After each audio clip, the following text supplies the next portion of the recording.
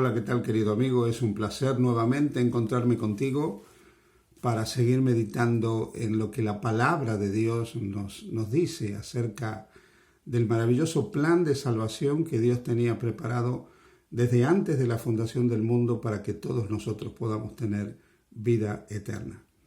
El Evangelio de San Juan, en el capítulo 3 y el versículo 16, nos habla de la grandeza del amor de Dios.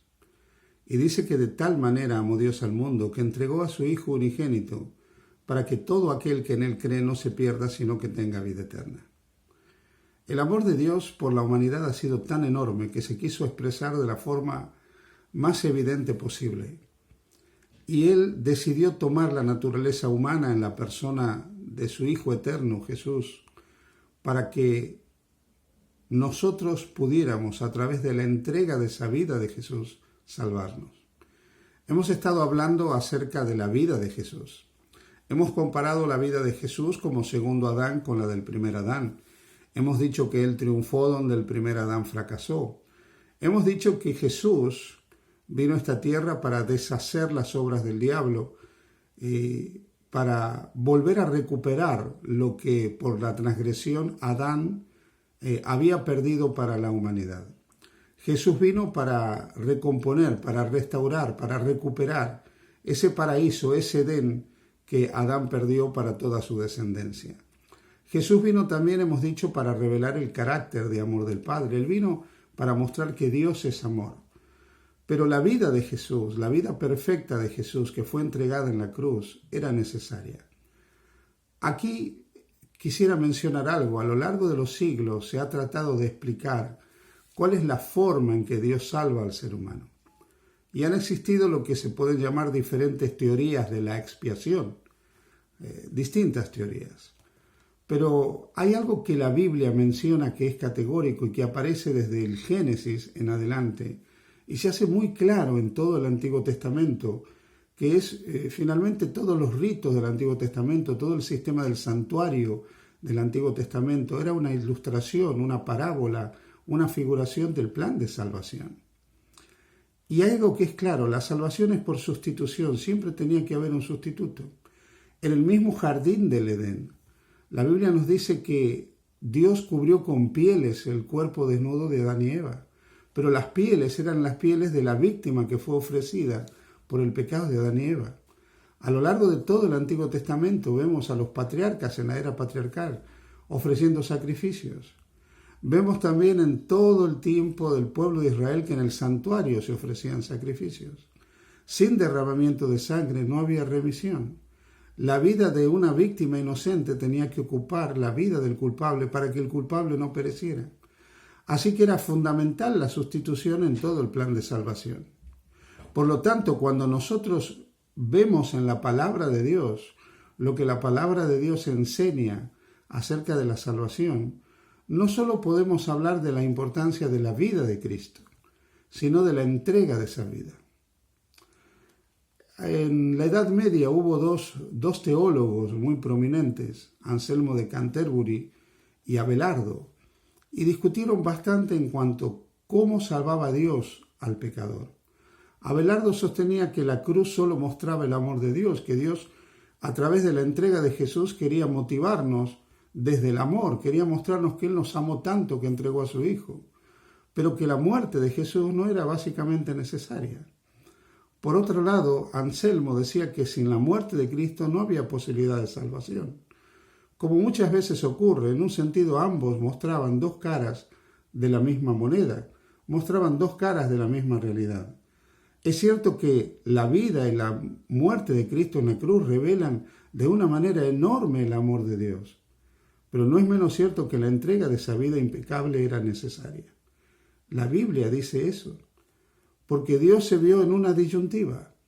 Que la paga del pecado, que es la muerte, pesara sobre nosotros, o Él asumiera la paga del pecado y muriera en lugar de nosotros. Y lo que dice la Biblia es eso. Cuando Pablo escribe, por ejemplo, la carta a los Hebreos, en el capítulo 2 de Hebreos, en el versículo 9, dice: pero vemos a aquel que fue hecho un poco menor que los ángeles, a Jesús, coronado de gloria y de honra a causa del padecimiento de la muerte, para que por la gracia de Dios gustase la muerte por todos. Y luego en el versículo 14 dice: así que por cuanto los hijos participaron de carne y sangre, él también participó de lo mismo, para destruir por medio de la muerte al que tenía el imperio de la muerte, esto es, al diablo. La muerte de Jesús era imperativa. La muerte de Jesús era necesaria, porque él tenía que recibir la retribución de nuestras faltas, pero tenía que destruir con su muerte al que tenía el imperio de la muerte. Tenía que destruir completamente al autor del pecado, el dolor y del sufrimiento. Por eso es que la muerte de Cristo acaba en realidad con el poder de Satanás. La muerte de Cristo anula el poder de Satanás. Por eso cuando Cristo habla, dice que el juicio de este mundo ha venido y lo relaciona con la entrega de su vida perfecta. Y habla de la derrota de Satanás. Así que la muerte de Jesús era necesaria. Cuando Pablo escribe a los Filipenses en el capítulo 2, dice que aunque el Verbo era Dios y existía en forma de Dios, desde el versículo 6, Pablo dice: siendo en forma de Dios, no estimó el ser igual a Dios como cosa a que aferrarse, sino que se despojó a sí mismo, tomando forma de siervo, hecho semejante a los hombres. Y estando en la condición de hombre, se humilló a sí mismo, haciéndose obediente hasta la muerte, y muerte de cruz. Jesús tuvo que hacerse siervo de la humanidad. Es el siervo suficiente que aparece a lo largo del libro de Isaías. Es el cumplimiento de las profecías mesiánicas, que vive una vida perfecta y entrega esa vida perfecta a favor del ser humano.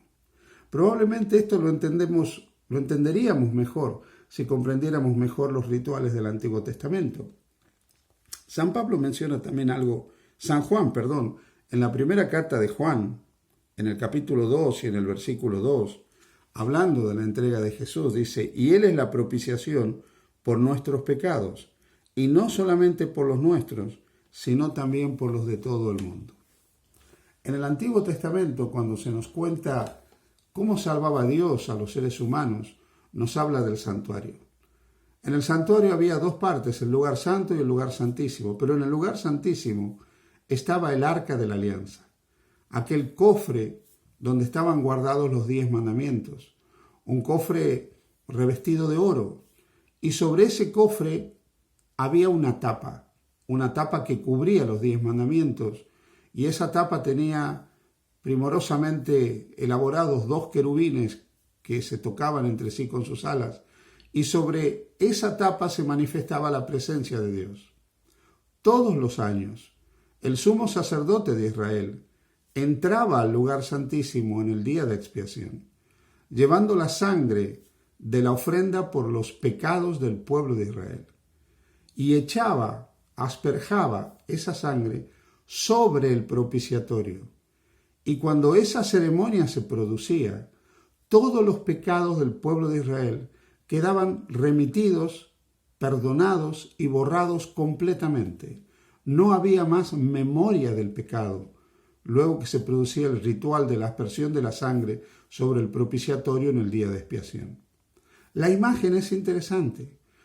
Piensa por un momento que dentro del arca de la alianza estaban las tablas de la ley, que representan la santidad, la justicia de Dios, el carácter de Dios, la voluntad de Dios. Representan a ese Dios soberano que tiene toda la autoridad para decir al ser humano cómo debe ser. Por encima estaba una tapa sobre la cual se efectuaba la expiación. Esa tapa representaba a Jesús, que se interpone entre la ley de un Dios santo y el hombre pecador. Gracias a la entrega de su vida, gracias a su muerte, se produjo la expiación. Por eso dice Juan que Él es la propiciación por nuestros pecados, porque Él se interpuso entre la ley transgredida y el hombre que pecó. De tal manera que nosotros podemos confiar plenamente, no solo en la vida de Jesús, sino en la muerte de Jesús. La muerte de Cristo fue necesaria, porque si Él no hubiera entregado su vida hasta la muerte, no podríamos salvarnos. Él eligió gustar la muerte por todos, para que todos podamos tener vida eterna. Su muerte reemplaza la nuestra. Gracias a Él somos salvos.